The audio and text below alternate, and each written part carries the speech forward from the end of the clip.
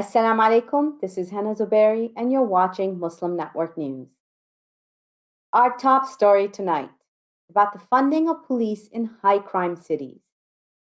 President Joe Biden announced yesterday that there will be zero tolerance for gun dealers who willfully violate the law. He will fund police with $350 billion in cities with high crime. This is part of his administration's strategy to crack down on a surge in violent crimes across the nation. Homicides and shootings are up in large cities like Chicago, Los Angeles, Baltimore, and Houston. Close to 40 cities saw an 18% increase on the average in murders in the first 3 months of the year. Last weekend, more than 50 people were shot in Chicago alone. The zero tolerance policy targets federally licensed firearm dealers who willfully arm someone prohibited from owning a weapon. It will also focus on arms dealers who do not respond to tracing requests from the U.S. Bureau of Alcohol, Tobacco, Firearms, and Explosives, or ATF. The ATF would seek to revoke the dealer's license after the first offense. The U.S. Department of Justice announced that it's creating 5 strike forces to combat illegal gun trafficking in the United States. This will target what it calls significant gun trafficking corridors in New York City, Chicago, Los Angeles, San Francisco, and the nation's capital, Washington, D.C.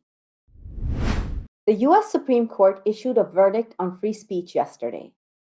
This verdict may affect the January 6 insurgents. The ruling relates to the case of Mahoney Area School District in Pennsylvania versus student Randy Levi. Levi posted an angry, profane Snapchat message from an off-campus location about her school and cheerleading team. School officials who saw the message before it was deleted suspended Levi from cheerleading for the next year. Levi's parents filed suit on her behalf in federal court. They argued that the school district unconstitutionally punished her for speech made outside of school that did not pose a risk of disruption. In an 8-1 ruling, the Supreme Court upheld Levi's right to swear on social media about her school and cheerleading team while not on campus. However, the justices also argued that the school's regulatory interests remain significant in some off-campus circumstances. This includes incidents of bullying and harassment targeting teachers or students. The ruling indicates that the court is still protective of free speech, but also troubled by threats that can lead to violence. This could have implications for the hundreds of participants in the January 6 Capitol Hill insurrection awaiting trial. U.S. Interior Secretary Deb Haaland announced that the American government will investigate the disturbing legacy of Native American boarding schools. Secretary Haaland is the first Native American woman to hold this position in the U.S. government. Beginning in 1819, the U.S. government introduced laws and policies to establish and support boarding schools for Native children across the country. For over 150 years, hundreds of thousands of Native American children were taken from their families and communities and sent there. They were forcibly assimilated into white European settler culture. Secretary Haaland said that the investigation will uncover the truth about deaths in these schools and lasting trauma on the children and families. The document will also uncover records of cemeteries and potential burial sites where these children were buried while in the care of the schools. Across the border, Canada has now found 751 unmarked graves at Saskatchewan's residential school. This is in addition to the 215 graves found earlier in another residential school location. Rudy Giuliani is suspended from practicing law in New York State. The former personal lawyer for former President Donald Trump is also the former mayor of New York City. An appellate court on Thursday found that he made demonstrably false and misleading statements about the 2020 election. As the COVID pandemic raged across the U.S. last year, then President Trump famously touted bleach as a miracle cure. During a press conference, Trump stated the disinfectant was so effective that it could knock out the virus in a minute. Now, the leader of a bogus church, which peddled the bleach cure, claims that it was he who provided Trump with his product. This was shortly before the former president made his notorious remarks about using disinfectant to treat the disease. Mark Grennan, the self styled Archbishop of the Genesis 2 Church, claims he also fraudulently sold bleach as a COVID cure. Grennan is currently in jail in Colombia as he waits extradition to the United States to face criminal charges for selling illegal COVID cures. Founder of the Young Turks, Cenk Uygur, on Thursday accused the democratic establishment of lying nonstop and being incredibly weak. He made the comments in response to the Democratic Party's latest censure of Representative Ilhan Omar. Omar faced criticism from her party earlier this month for her comments during a House Foreign Affairs Committee hearing.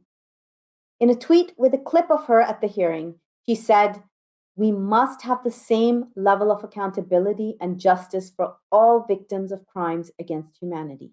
She then said, "We have seen unthinkable atrocities committed by the US, Hamas, Israel, Afghanistan, and the Taliban." Omar has since then made efforts to clarify her remarks, saying that she was not equating the US and Israel with terrorist organizations. In international news, the New York Times reports that 4 of the Saudis who killed Jamal Khashoggi were trained in the United States. The training was approved by the US State Department. Jamal Khashoggi was a Saudi dissident working as a Washington Post journalist. In 2018, he was murdered in the Saudi embassy in Istanbul.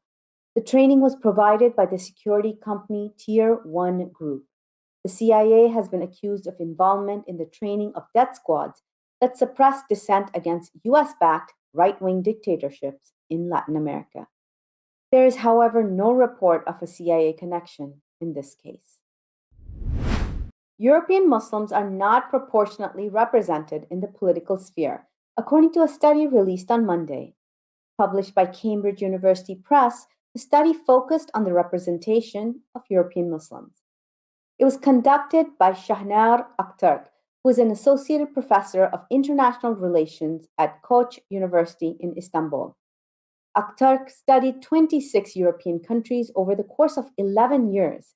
France, Sweden, Spain, Italy, Britain, and Germany make up the countries in which Muslim populations are underrepresented in proportion to their population. France has the largest Muslim population, but the poorest representation in Western Europe. There were only 8 Muslim lawmakers in the French parliament in 2017, when, according to the population, there should have been 42 to 43 Muslim lawmakers. Belgium, on the other hand, has the best Muslim political representation. It has a Muslim population of about 6%. Belgian Muslims are free to compete in elections without having to conceal their identities. It is in stark contrast to France, which only non observant Muslims can be in elections. Twitter has withheld 50 tweets about the attempted lynching of an elderly Muslim man in India. The Press Trust of India reported that Twitter was ordered to do this by the Indian government. Indian police have filed a case against Twitter and 6 people for circulating the video of the crime, including Washington Post columnist Rana Ayub. In it, an elderly Muslim man named Abdul Samad is seen being assaulted. His beard was cut off by a group of 6 men. He says he was forced to chant Hindu deity Ram's name when he was praying to Allah during the attack. Muslim charities in Canada are increasingly being targeted by the Canadian Revenue Agency. A report by the International Civil Liberties Monitoring Group says that 75% of the charities revoked were Muslim focused. This is despite the fact that these charities made up less than 0.5% of all registered charities in 2015. The report examined cases of revocation between 2008 to 2015. The group said the government was using anti-terrorism policies to give it wide latitude in conducting surveillance, monitoring, and auditing of Muslim charities. The Canadian government did not always disclose the reasons the audits were triggered. The report also accused the government of not providing public documentation of the number of audits or revocations it has performed since 2015. US law enforcement has seized control of websites of two Iranian news groups, Press TV and Al Alam.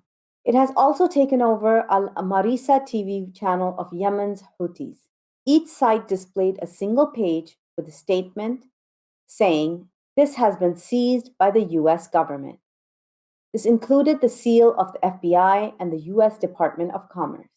Saeed Khattabzadeh is Iran's foreign ministry spokesman. He called the move a systematic attempt by the United States to undermine the freedom of expression on a global level and silence independent voices in media. The US Justice Department said that it had seized 33 websites. It said these were used by the Iranian Islamic Radio and Television Union, and 3 websites were operated by Kataib Hezbollah. It said they were in violation of US sanctions on the country. 3 Muslim journalists are charged in India for tweeting about a crime. More details by Ali Khalaf and Saleha Farouk. Rana Ayoub, Saba Naqvi, and Mohammed Zubair could be jailed for 9 years for tweets. Their crime? Tweeting while Muslim. Or is it tweeting while being a journalist? Rana Ayoub is a Washington Post columnist. Mohammed Zubair is a co-founder of Alt News website. And Saba Naqvi is a writer. They posted a video of an elderly man being badly beaten. Abdul Samad Saifi, a 72-year-old Muslim, was kidnapped by a Hindutva group of extremists. He was detained and beaten for hours. They shaved his beard and forced him to chant Jai Shri Ram. Jai Shri Ram is a Hindu chant that has become a rallying cry for religious extremists. Whenever a Muslim is beaten or lynched, the Hindutva extremists demand the victim to chant Jai Shri Ram. Jai Shri Ram is the praise of a Hindu god, and Muslims who believe in one god avoid saying that. Reporters Without Borders has called the Indian police to immediately withdraw the charges of criminal conspiracy. Police, however, say the journalists intended to incite communal hatred and wanted to disturb the public order. Reporters Without Borders has rated India the world's second largest country at 142nd level of press freedom. Recently, Indian police raided the Twitter headquarters in the Indian capital of Delhi. The masjid is the Muslim place for communal worship. From east to west and north to south, mosques reflect iconic Islamic architecture. Ali Khalaf and Saleha Farouk will introduce you to the minar, one of the visible mosque elements.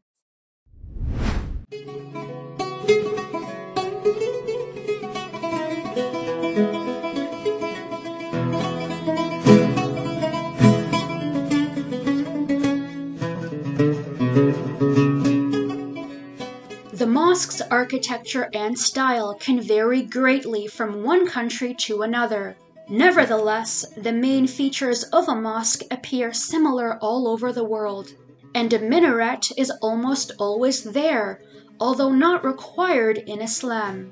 The word minaret is derived from the Arabic word manara, which means beacon. It is a tall, slender tower attached to a mosque or on the top of a mosque. At the top, it normally has one or more balconies or galleries. These balconies were used for a person to call adhan form, or a call for prayer. Allahu Akbar, Allahu Akbar, Allahu Akbar, Allahu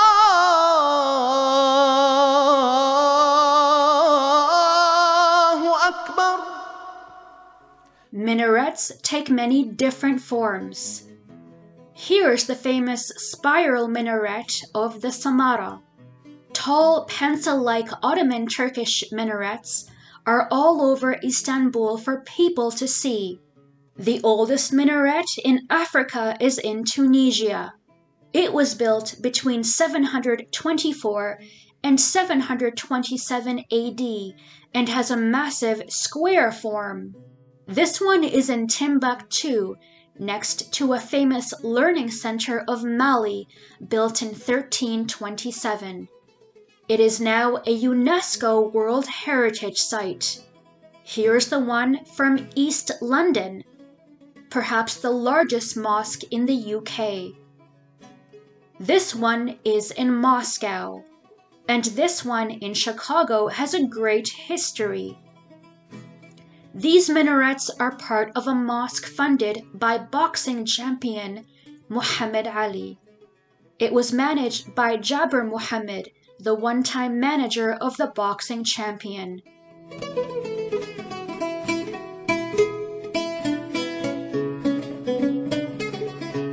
Calling people to prayer or adhan was a part of Islam from Prophet Muhammad's time. God's peace and blessings be upon him. However, the minaret emerged as a part of a mosque architecture later on. Civilizations build upon each other, so a minaret resembles a church tower as well. Islamophobes, however, feel threatened by minarets. Muslims in the West have to go through a long process requiring them not to have a minaret. Often, a compromise is achieved by reducing its height, which sometimes does not make much aesthetic sense. Islamophobes in Switzerland started calling minarets missiles. Switzerland went as far as amending its own constitution to ban building minarets. This perhaps is the only constitution in the world dealing with a minaret. No such ban is placed on any other places of worship. Coming up next after the break is our in-depth analysis segment, so stay tuned and we'll be right back after these messages.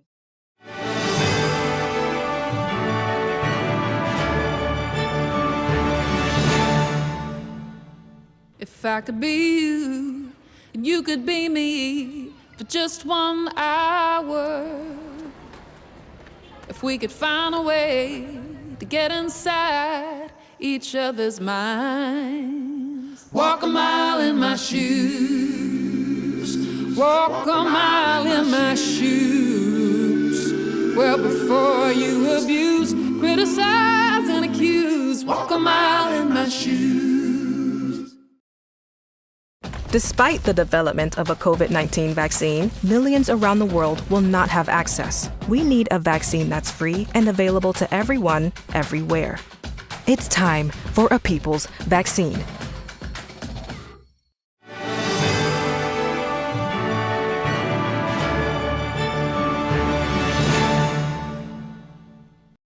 Welcome back.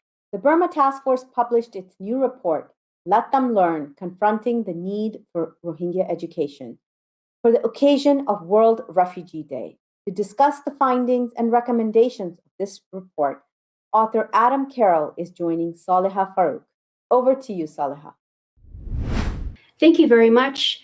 Today, we're very happy to be joined by Adam Carroll, who is Director of United Nations Program at the Special Burma Task Force campaign. Thank you so much, Adam, for being here with us today. Thank you. Now, you recently authored a report entitled Let the Rohingya Learn. This publication was put out on the heels of a statement by Cox's Bazar CSO NGO, which reported that a lack of formal education for children and youth was being faced by the Rohingya communities today, and for a long time, of course. Tell us about these gaps in education for these refugee children and youth. Yeah, thank you for your attention. This is really a very serious crisis, the lack of access to education. Rohingya community members have been bringing this up as a priority and asking us to get more involved. So we have done some research, issued this report, And indeed, not only have Rohingya been systematically denied access to education in their homeland, in Rakhine State, Burma, but now as refugees in Bangladesh, about 600,000 children have really very limited educational opportunities.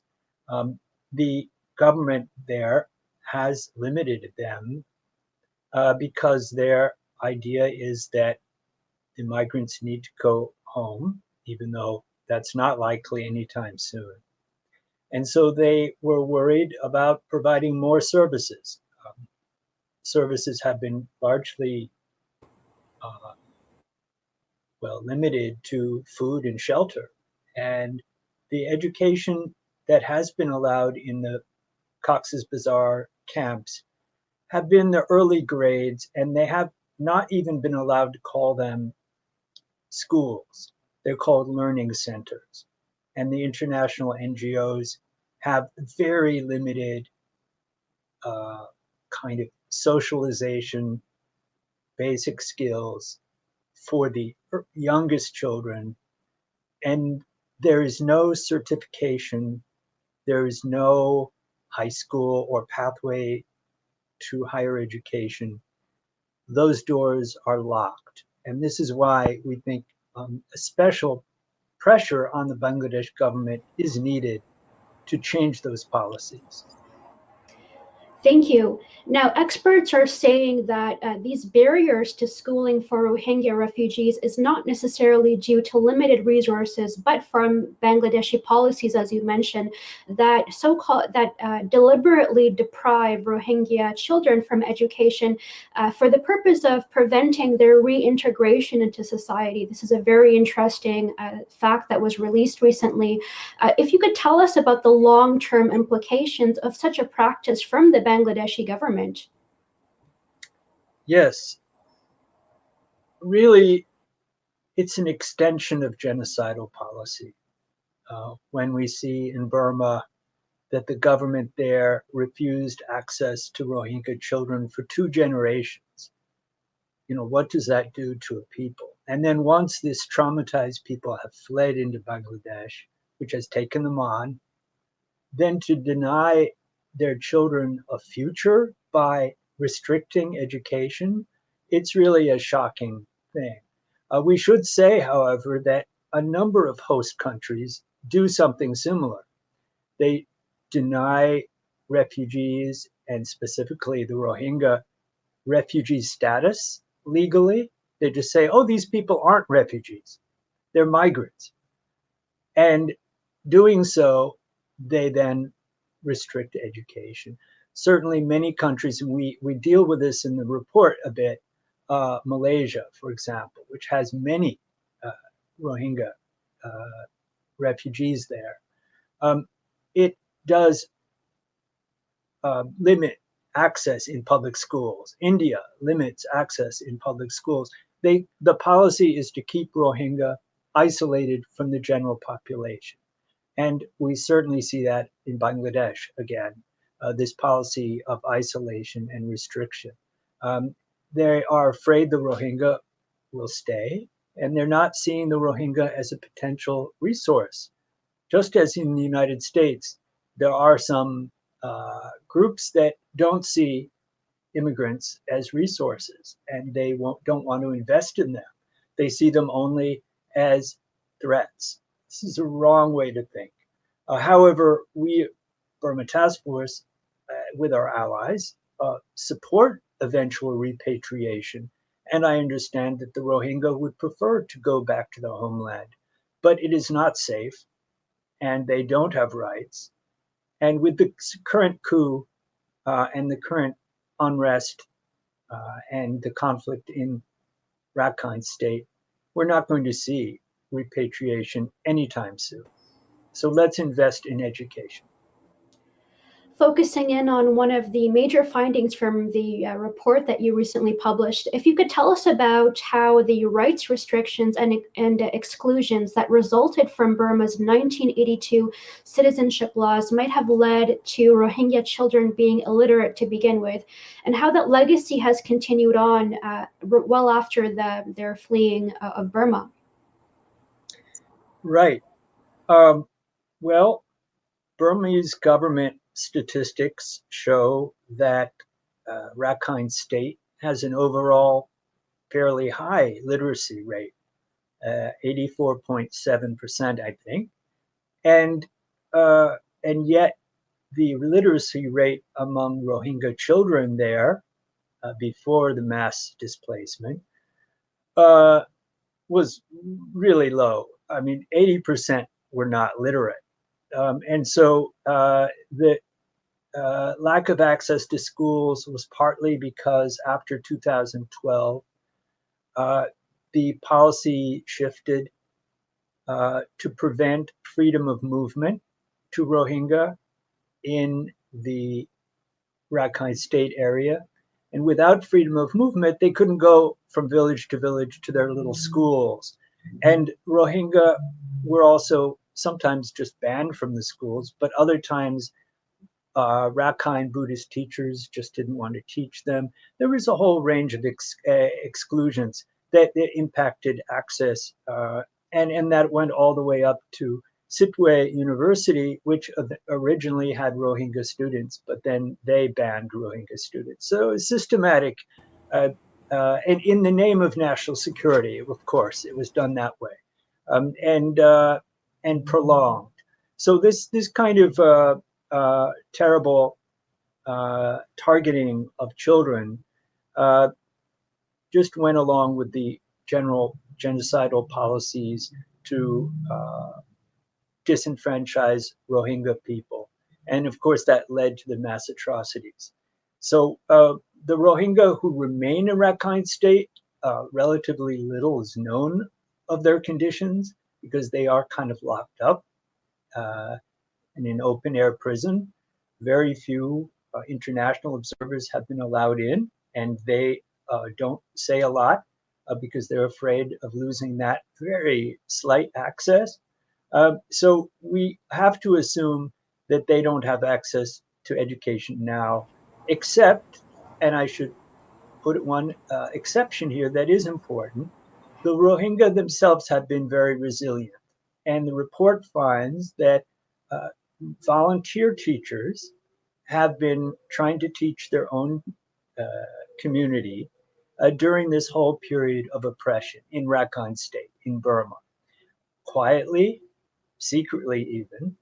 Some of them are madrasas, some of them are regular schools, but they've been trying to teach the Rohingya children. And now, as those teachers were displaced into Bangladesh, for example, they are continuing this very quiet education, but it is limited. It is very limited. And unfortunately, with the Bangladesh government not permitting international NGOs to support these grassroots efforts, there is a disconnect. To really support these community-run educational efforts in the refugee camps of Bangladesh, there needs to be certification. There needs to be an overall system. And there are some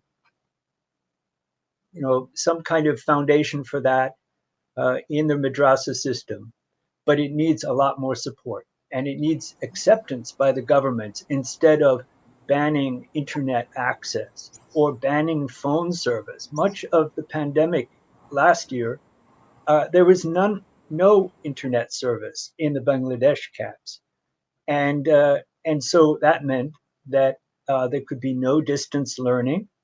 It really one layer upon another of exclusion. Thank you for that insight. Now, your report spotlighted a few major global actors that had stood in the way of this education, as you mentioned, this idea of support. When it comes to Rohingya education and supporting it, why do nations place such significant obstacles in the pathway to Rohingya education, especially in regards to a few major countries that prohibit Rohingya from accessing public schooling as well as this community-based education that you mentioned? Right. Well, this is just a divisive ideology, a particular kind of politics. You know, we saw during the pandemic how uh, in Malaysia, xenophobic discourse suddenly targeted the Rohingya. Rohingya refugees in Malaysia had, until the pandemic, had relatively good lives and access, relatively speaking. It wasn't perfect by any means, but then suddenly another layer of online social media campaigns vilifying Rohingya as threats, even as agents of infection, bringing the virus to the general population, and so forth and so on. So that made it even harder for the government to look at Rohingya as part of the whole, and instead they looked at them as strangers who don't even deserve hospitality, but deserve somehow control. So this is a kind of way of thinking. It's fear based. It's very unfortunate, and in Malaysia we see a largely Muslim nation treating a Muslim refugee population so badly.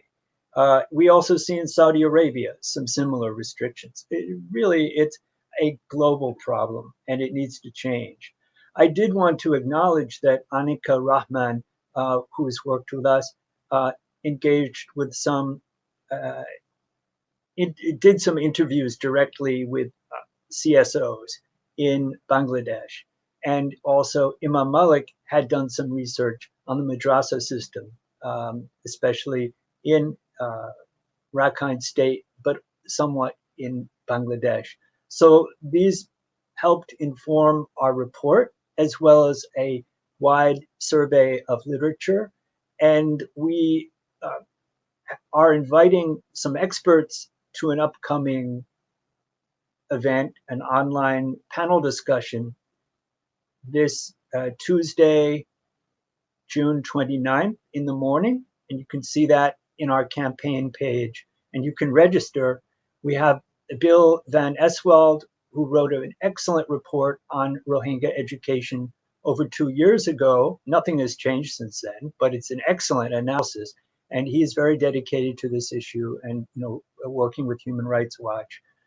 Also, Jessica Olney, who has spent quite a lot of time working directly with uh, Rohingya educational efforts in the camps and knows all the challenges. And she is also going to be joining two other speakers who are Rohingya refugees, both current and, well, they're both still refugees, but one is in the US, one is still in the camps. So we hope that people listening will be able to join this online event on Tuesday.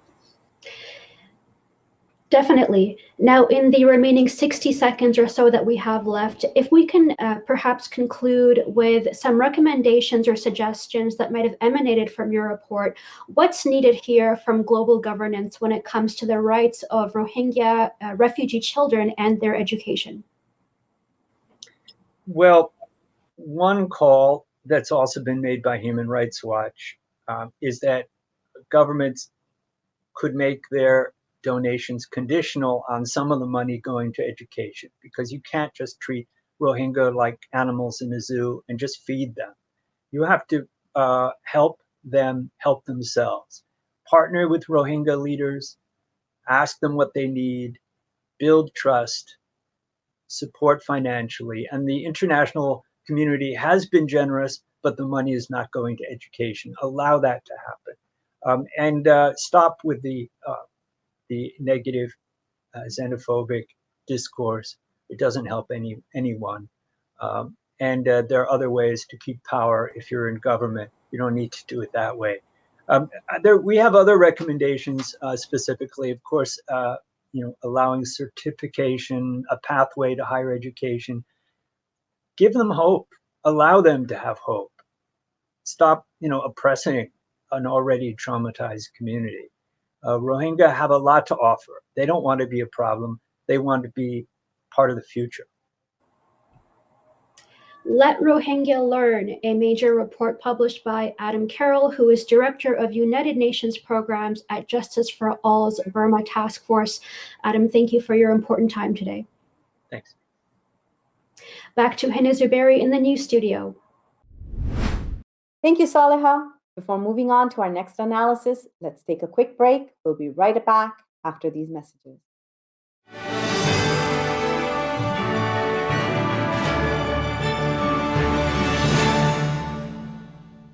Our fellow Americans. Right now, the COVID-19 vaccines are available to millions of Americans. And soon, they will be available to everyone. The science is clear. These vaccines will protect you and those you love from this dangerous and deadly disease. They could save your life. So we urge you to get vaccinated when it's available to you. That's the first step to ending the pandemic and moving our country forward. It's up to you.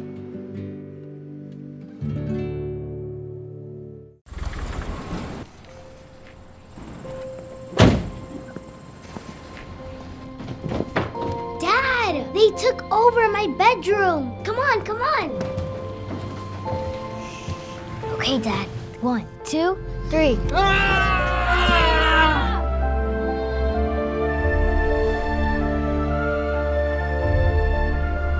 Dad!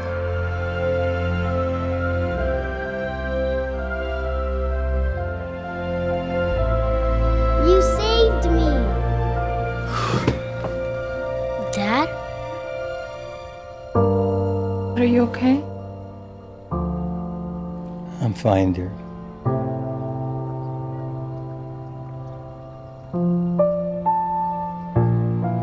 Your hero needs you now, and AARP is here to help. Find the care guides you need at aarp.org/caregiving.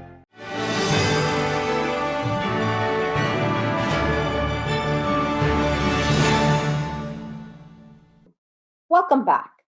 Rainfall due to the Claudette cyclone improved drought conditions in North and South Carolina, as well as in northern Florida and southern Georgia. Severe thunderstorms also delivered beneficial rainfall to areas suffering from moderate, severe, and extreme drought.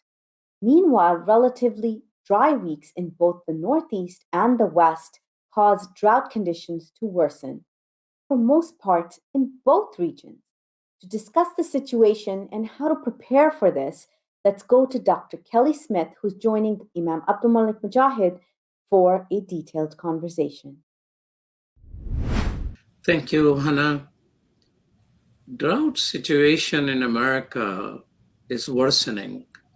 California and Texas are asking people to conserve energy. Because of the drought situation, some water reservoirs are at lowest level historically. What people can do in that situation? Are we ready for it? Does civil society know enough about that? To discuss with us is someone who dedicates to national drought mitigation, and she's Assistant Director of National Drought Mitigation Center at the University of Nebraska at Lincoln, Dr. Kelly Helm-Smith. Welcome to Muslim Network TV. Thank you. It's nice to be with you today. Kelly, what is the current situation of drought in America? It's pretty serious right now. The amount of dryness that we're seeing in the western United States this early in the season is quite concerning, especially in combination with the extreme temperatures that they're experiencing. Well, I can tell you about my garden that it is quite dry right now. I'm in the Midwest. It seems the overall rainfall has gone down. Is it correct?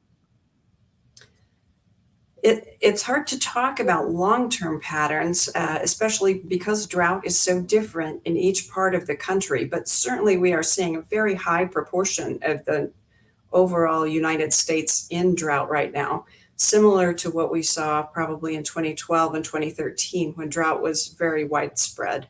Certainly it's particularly severe right now in the western United States over New Mexico and Arizona and some of that area.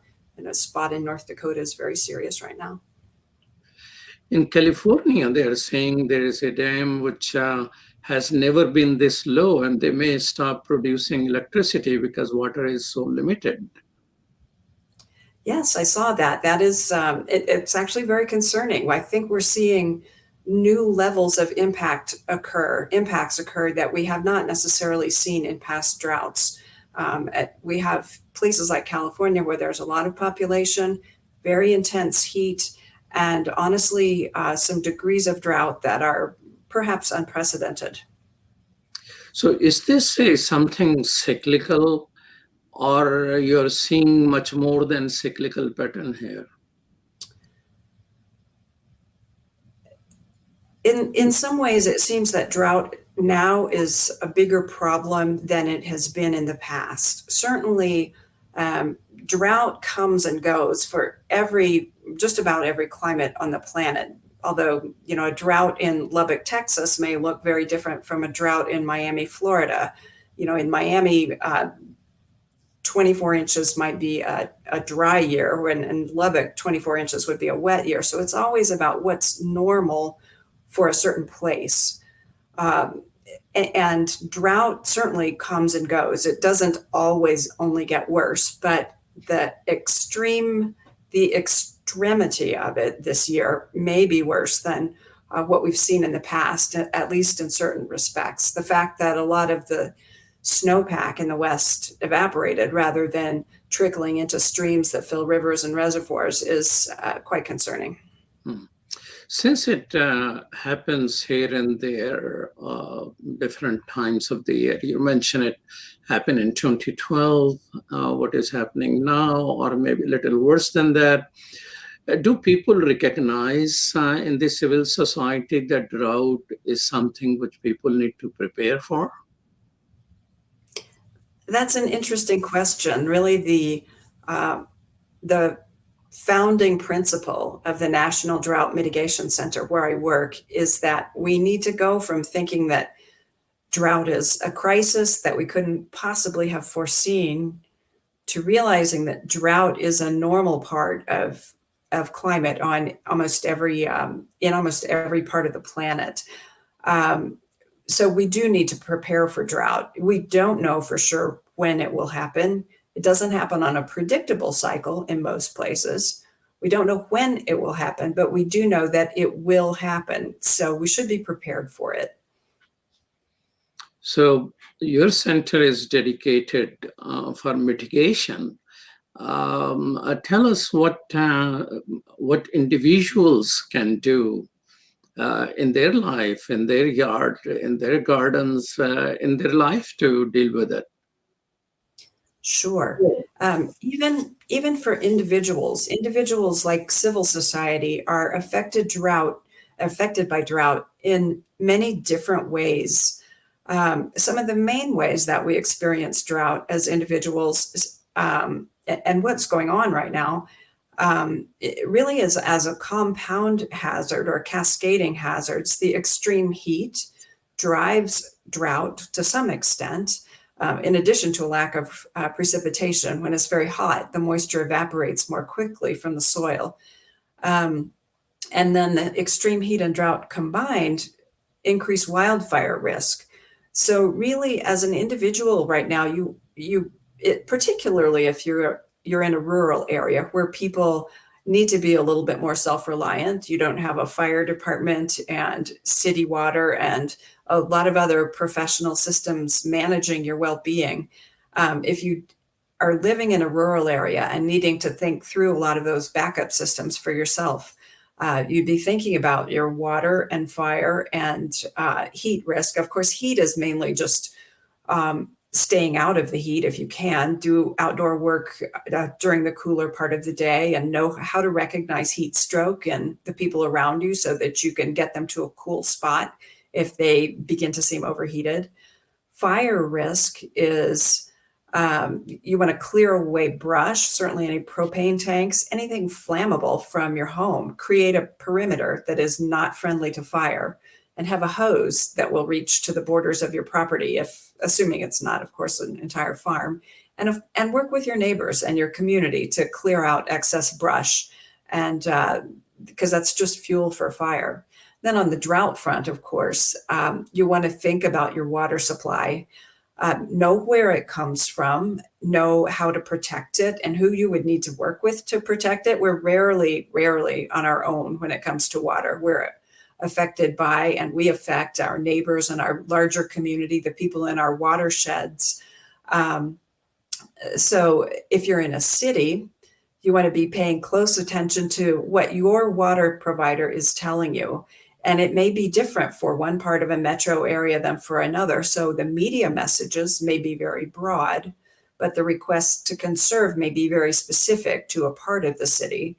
So the idea, whether you're an individual dependent on a domestic well for water supply or a city, is that you want to conserve water by cutting back on less important uses like a green lawn, so that you'll have it for later in the year for more important uses like health and bathing and cooking indoors. Do you think the cities have some type of department to teach people about what you're talking about, mitigation in the area of water conservation and flood situation or the heat situation? I mean, I remember a few years ago, I think in St. Louis, close to 1,000 people, if I remember correctly, died because they had no idea how to handle a higher level of heat. So do you think cities have a system and a process of guiding citizens? Yes, many cities do. And a lot of their challenge is getting the word out to people. As you said, people didn't know what to do, but there is a lot of good advice out there for conserving water. Certainly turn to your city utility or your water provider. For advice on heat, a lot of times there's a city or a county health department that might open cooling centers or distribute fans or provide other types of assistance. And for wildfire prevention, certainly you could find some very relevant local advice from your county emergency management agency. Very often there's a county agency that's focused on that. And for large scale general advice, there's an excellent federal website called ready.gov that's published by the Federal Emergency Management Agency. And they teach you how to prepare for all kinds of hazards and disasters, including drought and wildfire and water shortages. And is your center somehow enhancing its work in view of the possible climate changes, that drought and extreme weather may be more common in future than what it is now? We are certainly very cognizant of the fact that combating drought is an important step towards adapting to climate change. And a lot of the things that you do in the long run to prevent the worst effects of drought, such as increasing soil carbon content that increases the capacity of soil to retain moisture. A lot of the things that you do like that to mitigate drought also can help to mitigate climate change. So sometimes climate change is quite huge as issues go, and drought may be a smaller, more manageable focus, but it gets at some of the same issues. Well, thank you so much, Dr. Kelly Smith. You're right. If we take smaller step for smaller things, which might help us prepare for a bigger problem ahead of us. Thank you so much. Thank you very much. Back to you, Hena. Thank you so much, Imam Mujahid and Dr. Kelly. That's all from our studios tonight. Thank you for tuning in. You can find previous episodes and more on our YouTube channel and Facebook page. For more content, keep watching Muslim Network TV or visit our website, muslimnetwork.tv. Assalamu alaikum and good night.